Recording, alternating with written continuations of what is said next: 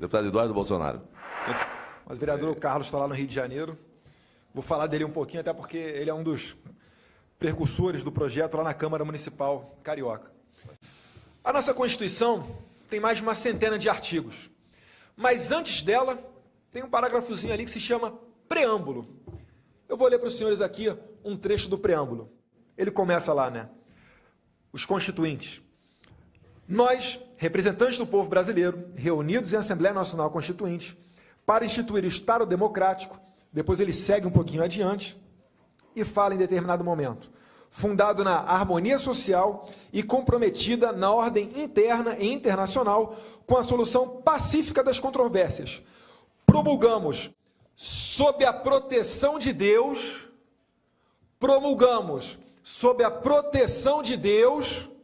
a seguinte Constituição Federativa da República Federativa do Brasil. Meus caros, o Estado é laico? É laico. Mas isso aqui demonstra que nós vivemos numa democracia.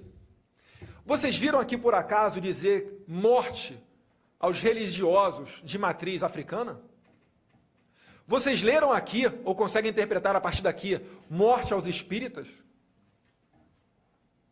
Pelo contrário, né? O nosso país é calcado com bases pacíficas. E depois disso, vem toda a nossa Constituição. Isso aqui é só para lembrar, senhor Manuel, que nós temos aqui um viés religioso, sim, mas de maioria cristã. Aqui, nós não vivemos, por exemplo, como em determinados países do norte da África ou do Oriente Médio, onde as mulheres são obrigadas a vestir burca, onde as mulheres que não fazem as vontades dos seus homens jogam ácido na cara dessas mulheres, ou então as mulheres que têm a suspeita de terem traído seus maridos são mortas, não de uma maneira simples, prezada Raquel, são mortas com apedrejamento. É isso que a nossa sociedade não pode permitir. E por controvérsia, é isso que boa parte dos nossos opositores costumam enaltecer. Feito essa inicial descrição, agora eu passo um pouquinho à frente. Quando a gente discute o projeto de escola sem partido, eu adoro quando tem posições contrárias. Prezado Marcos Rogério, prezado Flavinho, o relator Flavinho, que inclusive, na sua isenção, o seu espírito democrático, sempre que tem na comissão de escola sem partido na Câmara, pessoas favoráveis e contrárias ao projeto, ele faz a mesma pergunta para todos. E todos têm o mesmo tempo para respondê-la. Só que, eu acredito que seja uma tática deles esvaziarem as audiências públicas, prezado Paulo Freire. Para quê?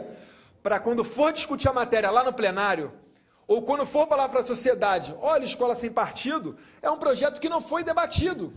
É um projeto que só tem uma voz, a voz dos cristãos, a voz dos ditadores, dos nazistas, e é isso que eles querem colocar goela abaixo nas escolas. Então não houve debate. Eles querem fazer o jogo rasteiro deles, nós já conhecemos. E como eu falei em nazismo, eu tive a oportunidade ano passado de ir a Israel. Acredito que a maioria dos senhores, vereadores aqui presentes também, perdão, faltou mencionar aqui nominalmente os senhores, depois eu faço, mas em Israel, eu visitei, prezado vereador Santini, o Museu do Holocausto. Veja bem, hein? Somos acusados de ser nazistas e fomos visitar o Museu do Holocausto. Para minha surpresa, que eu não conhecia com tanto afinco os detalhes do nazismo, antes de visitar o museu, tinha uma parte lá que falava exatamente de doutrinação ideológica. Antes dos judeus marcharem para os campos de concentração, houve Hitler e os nazistas colocaram goela abaixo nas escolas uma demonização dos judeus, como sendo aqueles responsáveis por qualquer tipo de pobreza, por serem os banqueiros bem de vida que estão tirando a mais-valia do trabalhador. Então, se você é trabalhador, você está sendo explorado pelo seu patrão. Ora, meu Deus do céu, uma das defensoras dessas ideias é do PCdoB, Jandira Fegali. O PCdoB tem um manifesto em prol da Coreia do Norte, prezado Marcos Rogério. Envia pessoas para lá para estudarem o sistema e trazem para cá só fazendo elogios à Coreia do Norte. Parece que é brincadeira, né? Elogios à Coreia do Norte, depois de posar de democratas. Deputada Jandira já teve um restaurante numa zona nobre do Rio de Janeiro. Coca-Cola a R$6, R$7. A vontade que dá é de pegar uma câmera escondida, chegar lá para o garçom. Garçom, vem cá. Conta só para mim aqui. Quando está nos bastidores aqui uma reunião de trabalho, a Jandira Fegali, que é uma das sócias aqui do restaurante, ela fala para vocês que ela está sugando a mais-valia de vocês para viajar de primeira classe da Air France para a Europa? Será que não tem uma contradição nisso daí, gente? Será que o empresário é tão malvadão assim? Refletir um pouquinho com relação a isso. O tema da reforma trabalhista, gostaria de entrar aqui, mas vou deixar na próxima oportunidade. Um pouquinho mais adiante, e eu sei que o meu tempo aqui é mais escasso do que na comissão, vou dar uma acelerada. Os nossos opositores costumam falar muito, confundir o tema. Quando fala em escola sem partido, quer falar em lei da mordaça. Aí já pega lá, olha, mas se o professor falar em darwinismo, será que ele vai ter que falar do criacionismo? Ou se ele não falar do criacionismo, será que ele vai ser preso? Meus caros, acho que deu para ver perfeitamente aqui do que a gente está tratando, né?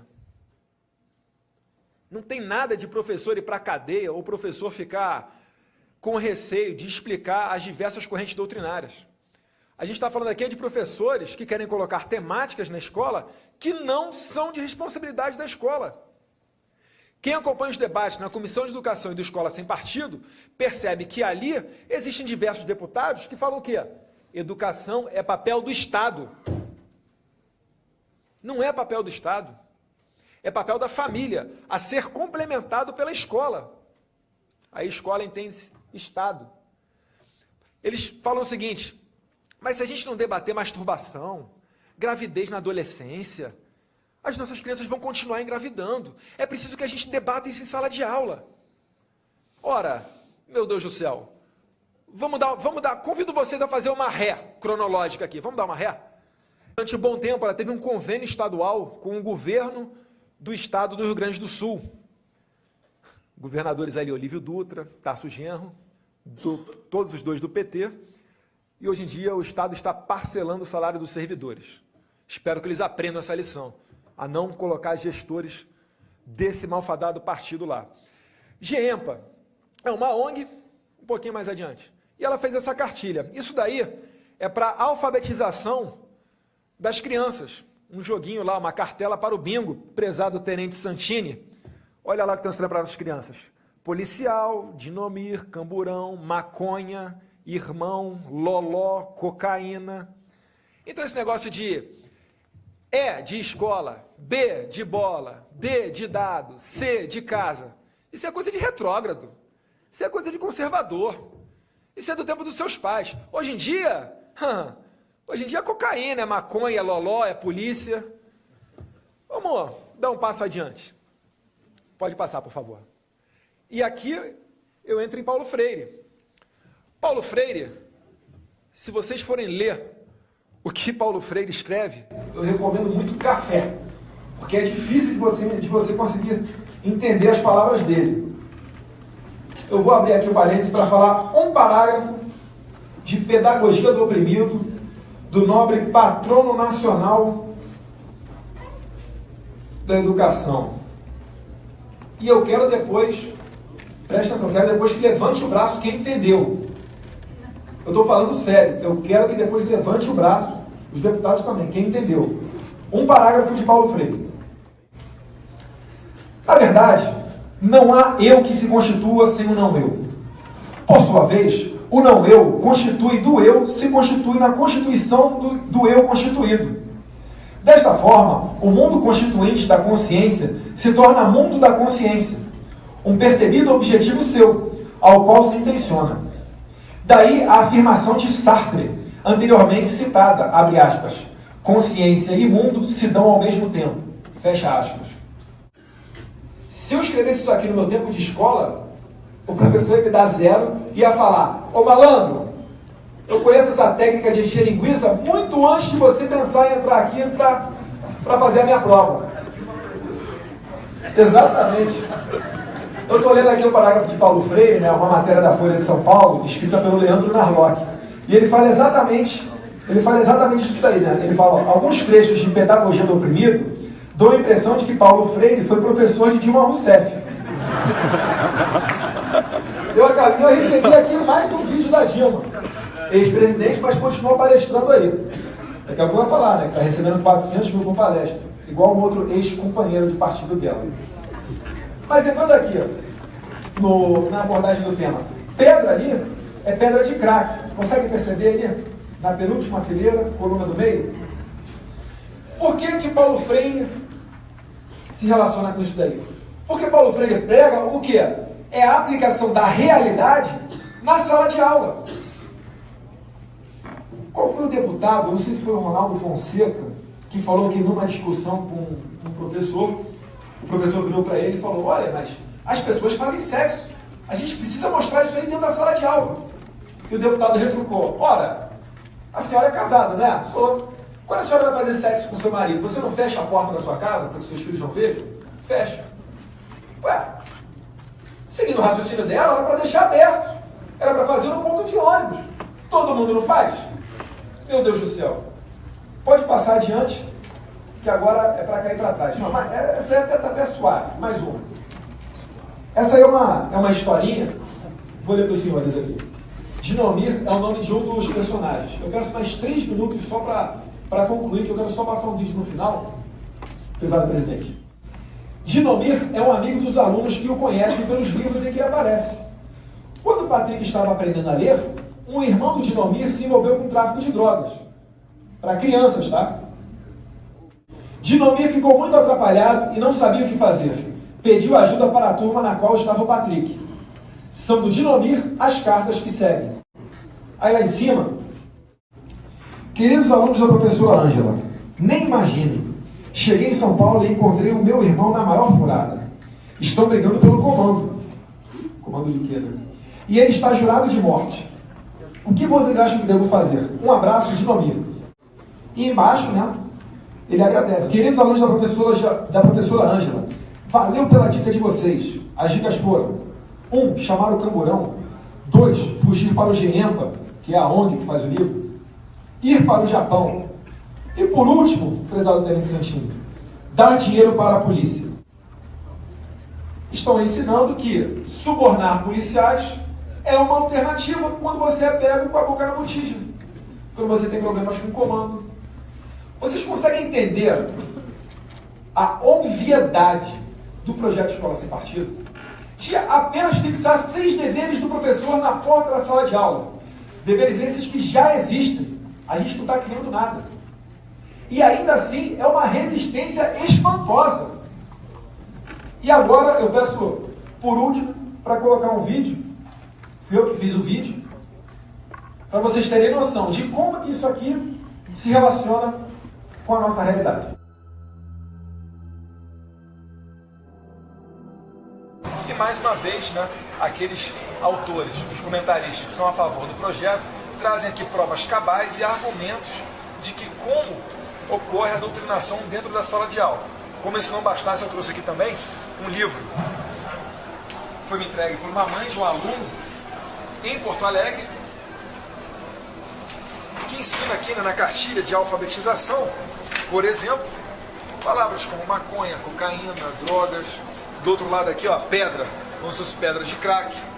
Eu disse na audiência ali o quê? Que isso aqui é a aplicação de Paulo Freire, né?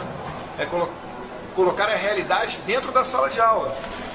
O historiador Thomas Giuliano, que está ali, ele está para editar um livro, com início em 31 de julho, o lançamento do livro dele, que vai se chamar Desconstruindo Paulo Freire, atestou o que eu falei. E aqui uma outra historinha, né, para cair para trás, é que você coloca como opção às crianças o suborno ao policial. De fato, isso aqui é um país que ninguém concorda, e só a esquerda que quer destruir com todos os paradigmas familiares é que tenta impor isso aqui goela abaixo. É contra isso aqui, ó, que a gente está lutando.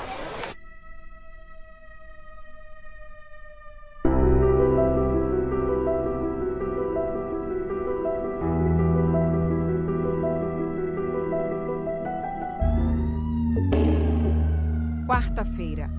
Essa história começa com uma denúncia anônima na zona oeste da cidade.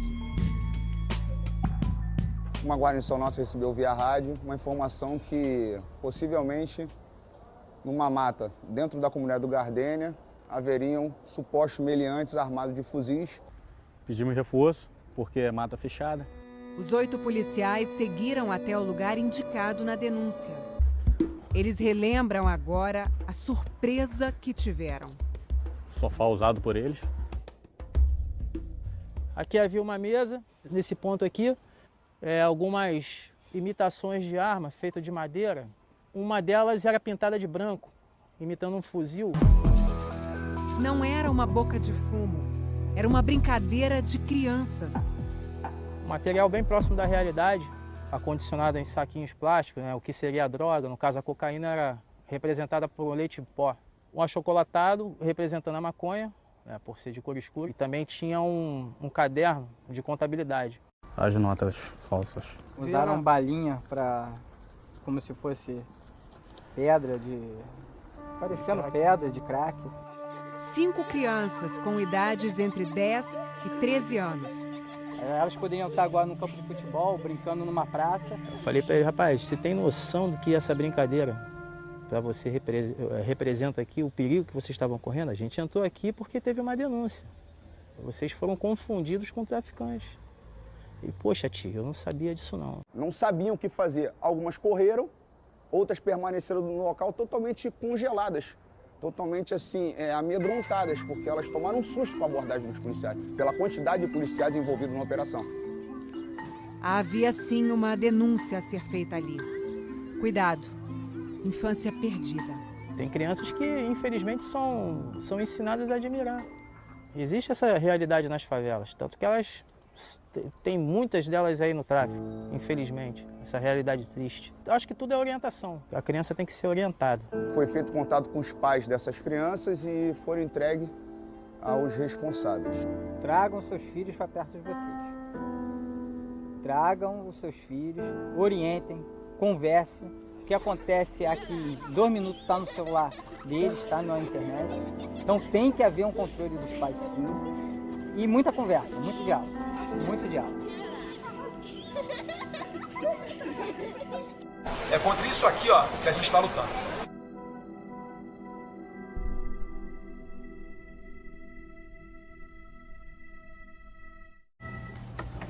Eu acho que ficou fácil da gente ver a relação. Eu acredito que, dessa forma, a gente sempre é aberto lá na comissão à argumentação contrária. Não somos os donos da verdade. Não somos fundamentalistas. Fundamentalistas são aqueles, né, que constroem, fazem uma construção teórica a partir de fundamentos e não aceitam, né, que aquele fundamento seja contraditável. Então, o fundamentalista é um radical. Ele é como um palmeirense que não aceita que o Corinthians é melhor do que o time dele, por exemplo. Vocês já viram o corintiano virar São Paulino virar palmeirense virar botafoguense? É como se fosse isso daí. Sempre estamos abertos de maneira democrática a argumentos contrários, mas até agora nenhum deles foi capaz de convencer. E eu acredito que está bem claro, né, a relação a ser feita. E o mais surpreendente, a todo momento, não só eu, mas os deputados da comissão, com certeza as pessoas aqui presentes, os vereadores também, chegam para eles denúncias de livros contendo pornografia, ou reescrevendo a história, ou falando que o tráfico é bom, enfim.